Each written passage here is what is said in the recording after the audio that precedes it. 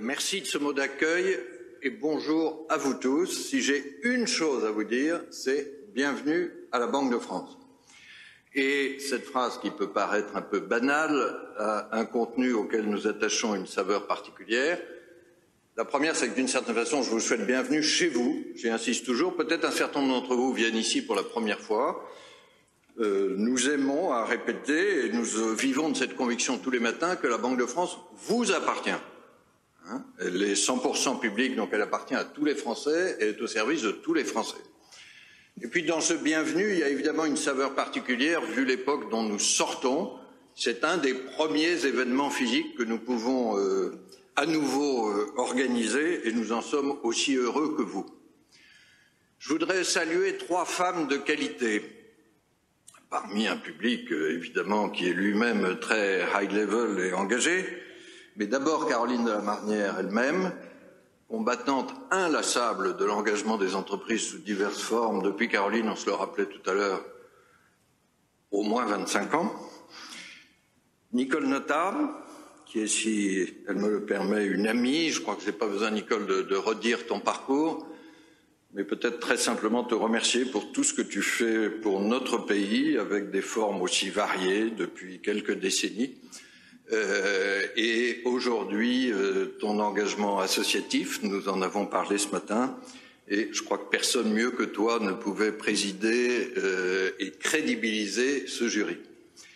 Et puis une troisième femme qui doit se cacher quelque part, elle est là-bas, avant qu'elle parte, Lisa Gervasoni, qui est la responsable de l'équipe du protocole de la Banque de France, parce que c'est aussi grâce à elle qu'on a pu organiser les choses. Et Lisa peut témoigner avec moi que sortir d'une longue période de chômage technique, où vous avez organisé quand même beaucoup d'événements à distance, ça fait plaisir. Une fois que j'ai dit ça, pourquoi est-ce que l'Institut du capitalisme responsable se réunit à la Banque de France? C'est peut-être pas totalement évident, nous ne sommes pas le lieu le plus capitaliste de France, même si nous n'avons aucune hostilité à l'économie de marché, nous essayons même de la servir indirectement. Sur le responsable, je crois que nous pouvons répondre plus directement et sans doute plus clairement que nous ne l'aurions fait il y a quelques années. Alors évidemment, il y a quelque chose qui est dans l'air du temps sur le capitalisme responsable et que je trouve, comme vous tous, extrêmement réjouissant.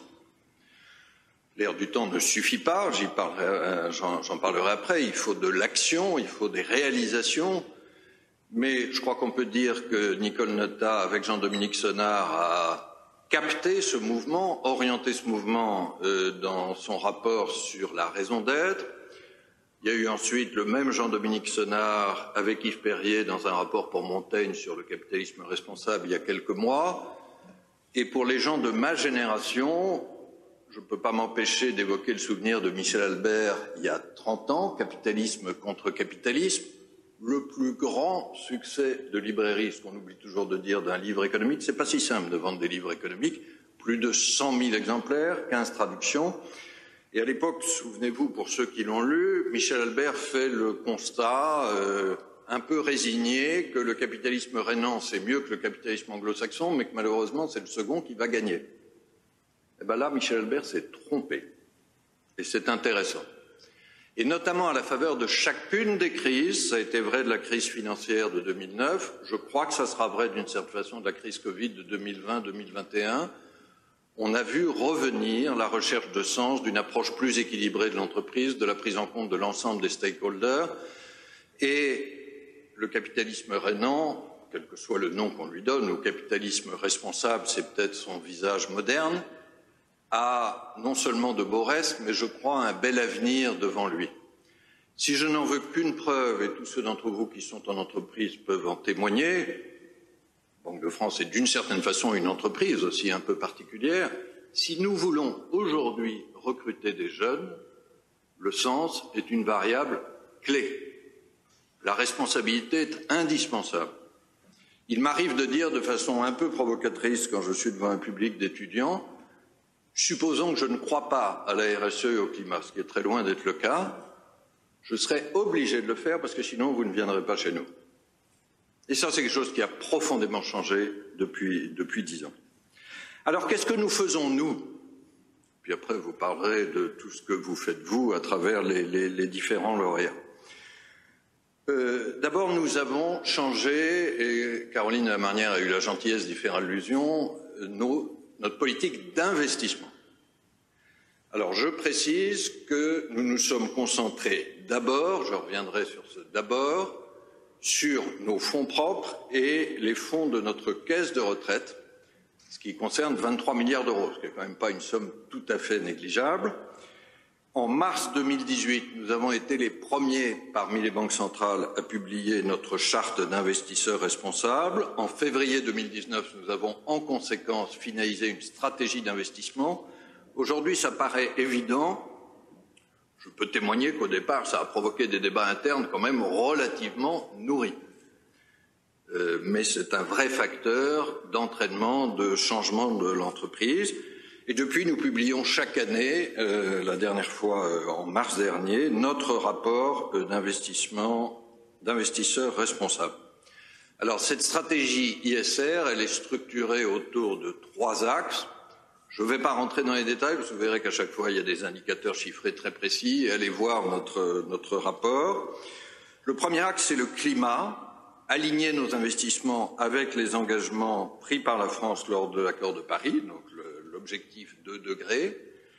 Le deuxième axe, c'est l'ESG plus largement et intégrer l'ensemble des critères ESG dans la gestion de nos actifs.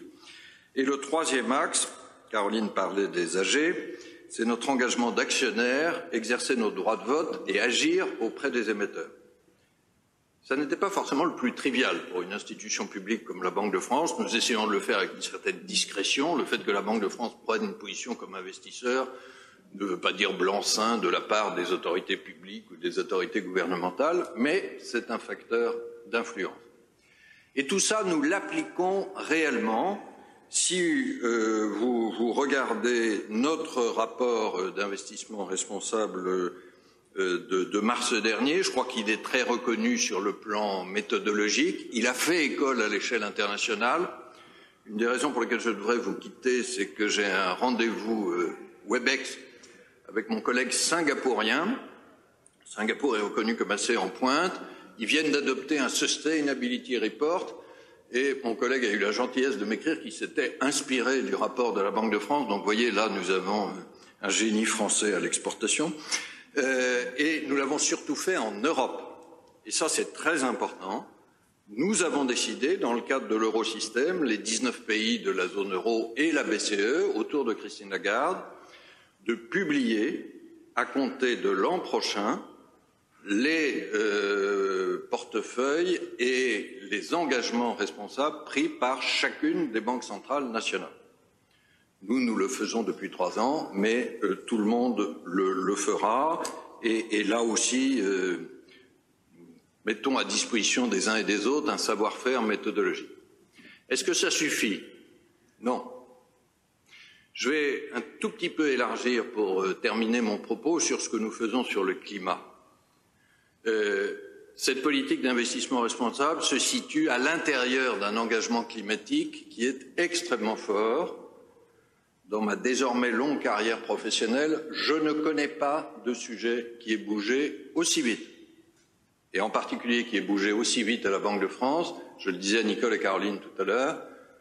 Je trouve que c'est une coïncidence de date. Quand je suis arrivé comme gouverneur en 2015, il y avait probablement moins de 5 personnes qui s'occupaient du climat à la Banque de France. Aujourd'hui, il y en a près d'une centaine. Et nous venons de créer un centre sur le changement climatique qui coordonne ces efforts. Pour vous en donner 2, 3 illustrations, la première que vous connaissez peut-être, la Banque de France a créé en 2017 ce qu'on a appelé le NGFS, Network for Greening the Financial System, qui a été créé à l'occasion du sommet One Planet organisé par le président de la République en décembre 2017. Nous sommes partis à 8 superviseurs et banques centrales essentiellement européens. Nous sommes aujourd'hui près de 100. C'est un très grand succès français. Le secrétariat mondial de ce réseau, cette coalition des volontaires, est à Paris, assuré par la Banque de France. Et nous avons eu le plaisir, que nous ne sous-estimons pas, de voir même la Fédérale Réserve américaine rejoindre ce réseau, dont elle était notoirement absente en 2017, en décembre dernier. La date n'est sans doute pas une pure coïncidence, parce qu'une banque centrale, même en étant indépendante, peut s'apercevoir que le gouvernement a changé dans son pays. Mais nous n'avions pas besoin de cela, et aujourd'hui ce NGFS est une force motrice du verdissement, de la supervision, et je vais y venir, de la politique monétaire. Deuxièmement, nous nous sommes engagés comme entreprise. Nous sommes une entreprise très particulière, publique, monopolistique, mais enfin nous sommes quand même une entreprise. Et croyez-moi, nous faisons attention à la performance et à la bonne gestion de votre argent, puisque la Banque de France vous appartient. Nous nous sommes engagés à être neutres carbone en 2030, après avoir réduit nos émissions de près de 50% entre 2014 et 2024. Enfin et surtout, c'est l'actualité immédiate, je reviens hier soir de Francfort où nous avons conclu au Conseil des gouverneurs ce qu'on appelle la revue stratégique de la politique monétaire. Je vais vous épargner un long débat sur l'objectif de stabilité des prix, sa symétrie et le charme de nos instruments non conventionnels, mais retenez une chose. Dans cette revue stratégique, nous nous engageons, au nom de la lutte contre le réchauffement climatique, à verdir notre politique monétaire. Ça va faire partie des choses que Christine Lagarde va annoncer cet après-midi, que je détaillerai demain, parce que demain nous publions notre lettre au président de la République sur la politique monétaire au-delà du Covid.